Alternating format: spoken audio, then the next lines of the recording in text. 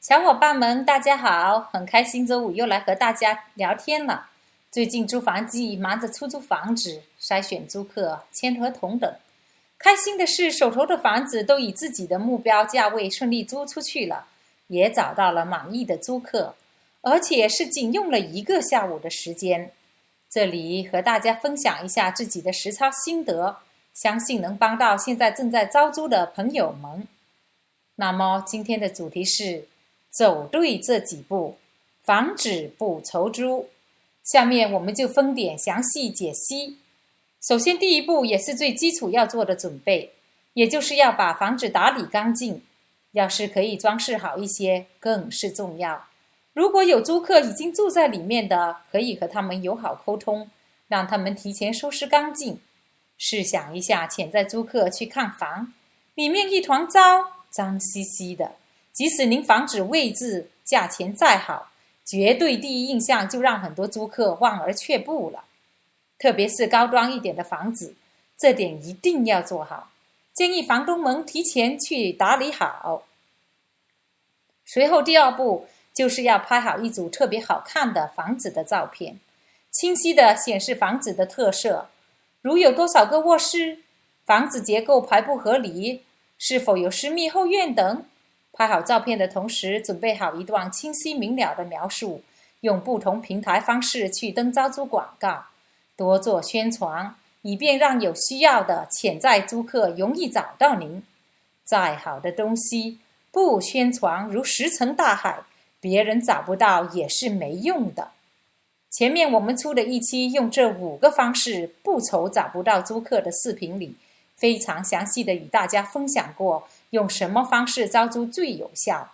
该视频的链接如下，在下面评论栏和描述栏也能找到该视频的链接。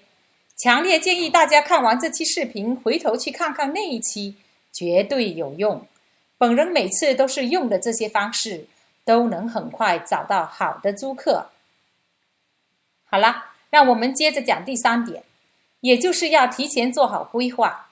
这个规划指的是您想什么时候让潜在租客去看房，让什么类型的租客去看房，看房前有什么要提醒租客注意和准备的。比如有些房东没有计划，有租客要看了就随时约个时间去看，这样单纯为了1-2个租客，整个下午就耗进去了，不但耗时间还耗油。如果本身出租屋还有租客在住的，也很打扰租客，特别难以要求租客每次有零散的人去看都好好的收拾，和租客提前约时间也是个麻烦。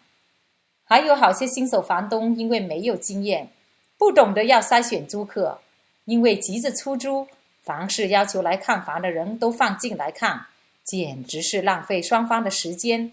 因为很多租客都是以房子不匹配的，比如一个房子3个卧室，潜在租客是8个人的家庭，又比如房子是在以家庭为主的社区，一堆学生想来租，在让他们来看房前就应该先做2步筛选。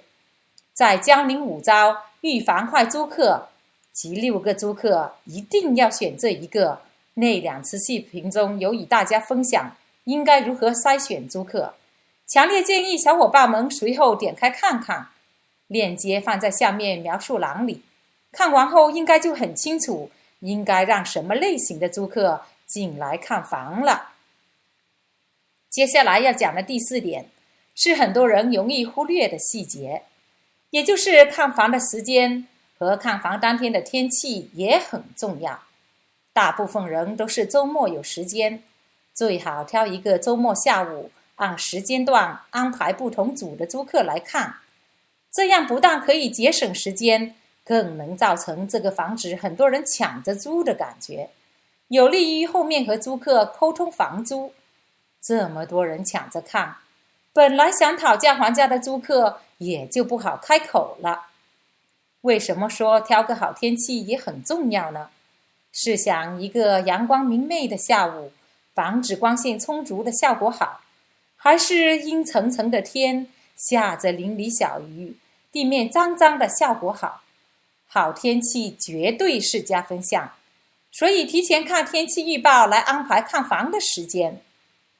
最后要讲的这一点，也就是潜在租客在到达前就应该提醒他们的。